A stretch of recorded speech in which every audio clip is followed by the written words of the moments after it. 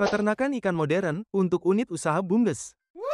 Nah sobat, badan usaha milik desa dapat membangun kolam ikan modern sebagai salah satu unit usaha untuk meningkatkan perekonomian desa. Adapun pembangunan kolam ikan ini bisa dilakukan dengan pola padat karya dan swakelola, di mana melibatkan masyarakat dalam proses pengelolaan dan produksi. Program beternak ikan dengan sistem modern ini bisa menjadi sumber pendapatan asli bagi desa, sebagai wadah pemberdayaan masyarakat, serta bisa mendukung program ketahanan pangan. Selain itu, budidaya ikan ini dapat menjadi sumber protein hewani yang terjangkau bagi masyarakat desa, bisa meningkatkan ketersediaan pangan untuk kuantitas lokal, serta menciptakan lapangan kerja dan meningkatkan kesejahteraan warga desa. Nah, dengan perencanaan bisnis yang matang serta penerapan teknologi yang tepat, kolam ikan dapat menjadi aset desa yang produktif hingga berkelanjutan. Adapun beberapa jenis ikan yang bisa dibudidayakan pada unit usaha BUMDes diantaranya ikan nila, ikan lele, ikan gurami, ikan bawal, hingga beragam jenis ikan air tawar lainnya.